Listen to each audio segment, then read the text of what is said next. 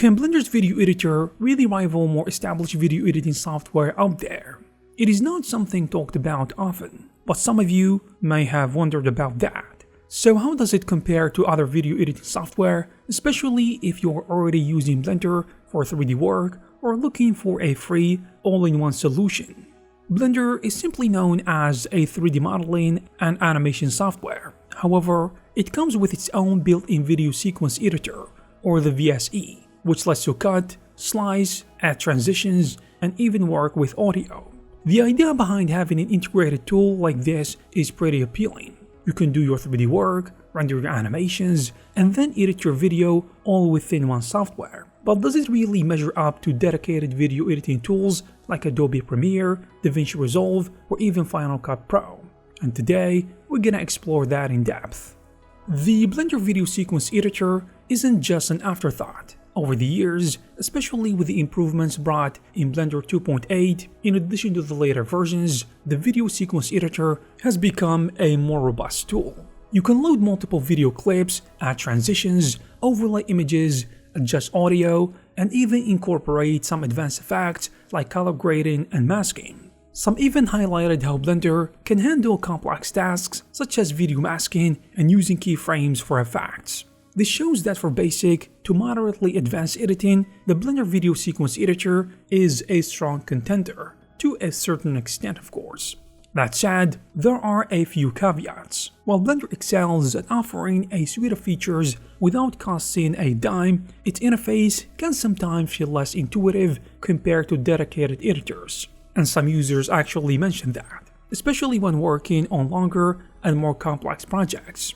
Blender might not have the same speed or optimization as other software that are specifically built for video editing. And this is something to keep in mind if you plan on working on high-resolution footage or projects that require a lot of real-time playback. Some people reported sluggishness, but for simple edits, they found it to work just fine. Now let's talk about how Blender stacks up against its more specialized counterparts, dedicated video editing software like DaVinci Resolve and Premiere Pro, which have been designed solely for video editing in mind. I mean as a primary purpose, because they do other things. And they tend to offer more polished interfaces, in addition to faster workflows and a wider range of effects and transitions right out of the box. Many professional editors lean toward Resolve because of its advanced color grading and editing timeline features. While Resolve's free version is a strong alternative, it still has its own limitations, and Premiere Pro comes with a hefty subscription fee. From what I have seen in discussions online and from the experience of using it, Blender's video editor holds its own for simple projects. If you're putting together a basic edit with cut and join, some simple fades, and maybe overlaying text or images, Blender is fairly capable. It is especially appealing for those already comfortable with Blender's 3D suite, since they can manage their entire project in one place. However, Blender does have its limits. If your work leans heavily into motion graphics, detailed compositing, or high-performance editing, a dedicated tool like Resolve, which despite being free, offers a broader scope of professional tools, which might be a better fit for you.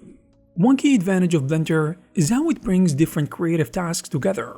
Since it is an all-in-one creative suite, you can build a 3D scene, render it, then move directly into the video sequence editor to combine it with the live footage or other elements. This helps you avoid the hassle of exporting from one program and importing to another, which can sometimes cause quality loss or disrupt your workflow. Additionally, being open source means Blender benefits from a community of developers who continuously create add-ons and improvements. So if a feature is missing in the video sequence editor, there is a good chance someone has developed a workaround which is already in the pipeline. Some add-ons, for example, make tasks like proxy generation or audio wavefront adjustments easier, helping you to smooth out the editing process. Performance is another critical area.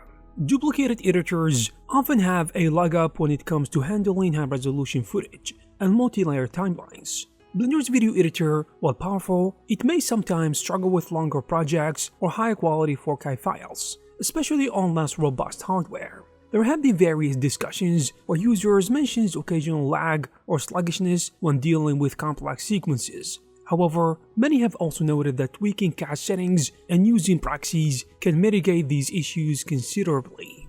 And if performance is your primary concern, especially for fast-paced editing sessions or live previews, you might find software such as Resolve offer a more seamless experience. That said, for hobbyists and small-scale projects, Blender remains a capable tool without any costs attached. Imagine you're working on a short film or an animated music video.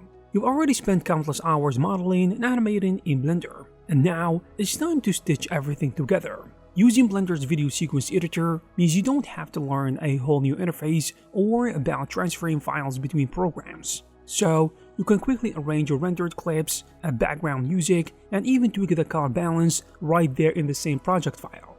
On the flip side, if you're editing a live-action project with lots of audio tracks, layered effects, and demanding color correction, you might feel the need for a more dedicated tool, because many professionals tend to favor software like Premiere Pro or Resolve for those types of projects, because they are optimized for such tasks. But if your goal is to keep things simple and avoid additional costs, I genuinely think that Blender offers enough tools that can cover most of your basic editing needs. The good thing is that Blender's development team is actually working on improving all aspects of the software, including the video sequence editor, and with each new release, we are seeing better performance, in addition to more user-friendly interface and new features that can bring us closer to competing with commercial-grade software.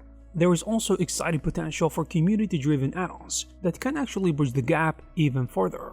I would also like to mention that it is important to note that the decision to choose Blender isn't necessarily about having every single feature on par with dedicated software. It is actually about having a tool that can fit your workflow and budget. In that sense, Blender's video sequence editor is already doing quite well for basic functions, and with ongoing improvements and a strong community behind it, you can expect it to become even better in the future. So can Blender Video Editor rival other software? For now, it is not actually a strong contender, but for basic to moderate projects, especially those that integrate 3D elements or require a cost-effective solution, the Blender Video Sequence Editor is a solid option. It may not have all the bells and whistles that come with specialized editors, like Premiere Pro or DaVinci Resolve, but its integration with Blender's other features, I believe, makes it a practical choice for many creators. And there you have it, guys. If you like this video, please give it a thumbs up. You can also check some of our previous videos. Thank you very much for watching, and I will see you in the next one.